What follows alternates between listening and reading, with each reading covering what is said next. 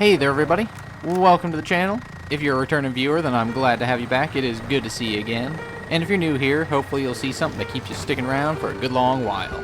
I'm your host, Doodleman149, and after taking a short break from my Gun Workshop series, I'm back with it today, and I'll be covering not the next chronological SMG in our list, but rather I'll be covering the Striker-45 since it was suggested by AX Plastor.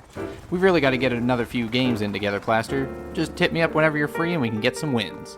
The Striker-45 is most similar to the UMP-45 from Battlefield 4 with one notable difference. The Striker doesn't sound nearly as cool as the UMP-45. Hailing from the good old US of A, the Striker-45 is chambered in 45 ACP, as the name would suggest, and it offers a 3-shot kill in its closest damage range and a 2-shot headshot. It sounds like it performs very similarly to the Austrian AUG, link to that video down below. However, the Striker has a noticeably slower fire rate than the AUG. It's basically like having the SCAR as an SMG, just with worse iron sights. I know it sounds like I'm ragging on this gun, but to be honest, I do really enjoy using it, and it still currently holds my highest kill game record. The biggest thing that separates this weapon from the other SMGs is its insane 3-shot kill range for an SMG, which extends to about 20 meters or so.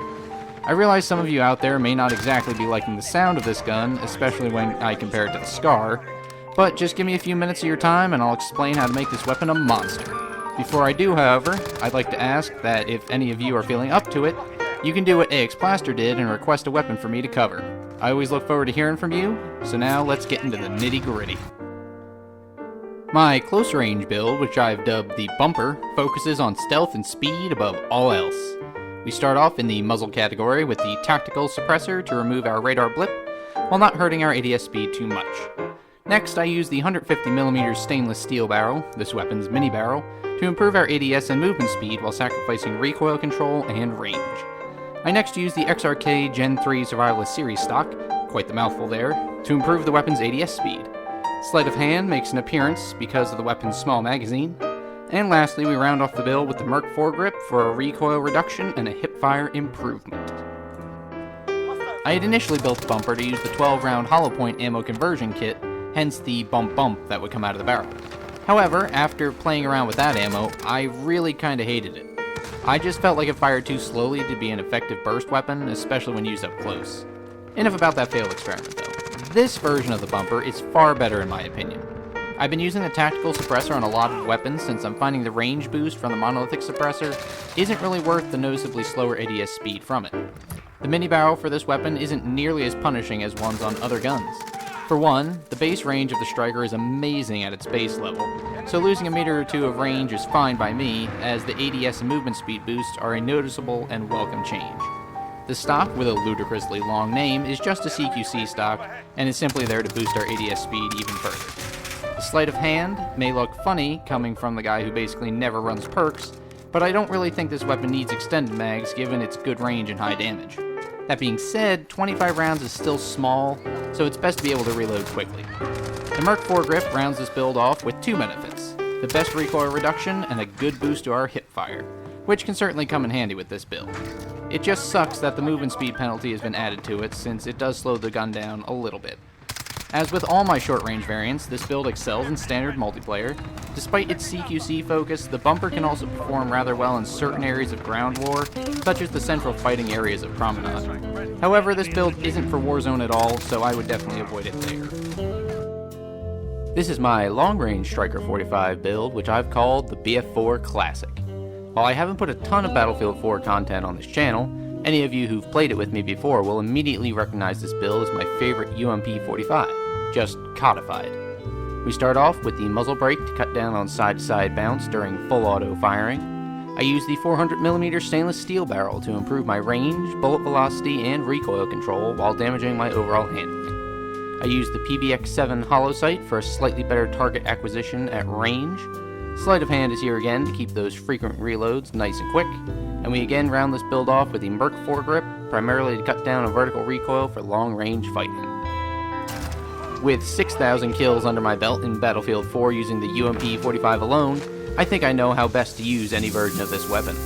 The muzzle brake will help keep your weapon from bouncing sideways as you pummel enemies in your line of sight. The long barrel for this weapon is one of the best attachments for this gun. It heavily increases our range and vertical recoil control while only slightly hurting our overall movement speed. You'll definitely notice it's slower than the base Striker, but as an SMG it's still very quick. The PVX-7 holo sight is just my favorite holo sight, and I like that it offers a middle ground in terms of zoom between the reflex sights and the VLK 3x. Sleight of hand and the Merc 4 grip both serve the same purposes as they did for the bumper. The BF4 Classic just felt right to me.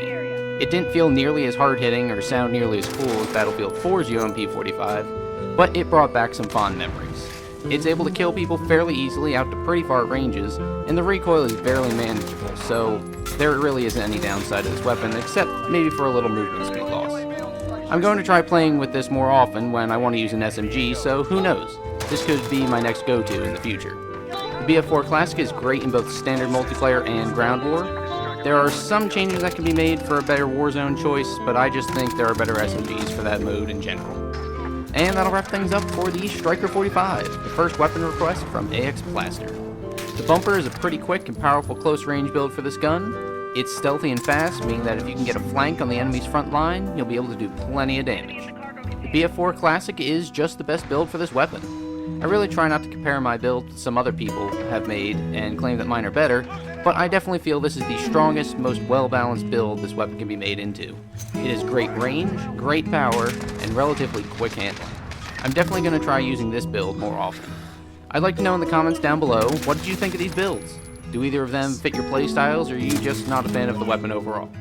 Either way, I'd love to hear what you think of the weapon, so I'm looking forward to seeing those comments. And with that, I thank you very much for making it to the end of the video. If you like what you saw and heard, feel free to like, share, subscribe, and you know the spiel. It really does help my channel get noticed, though, and I do appreciate everyone who watches these videos. I appreciate your time and really hope you enjoyed yourself. I hope you're having a good day. I hope your week is awesome as well. This has been Doodleman149. I look forward to seeing you next time, and I will see you later.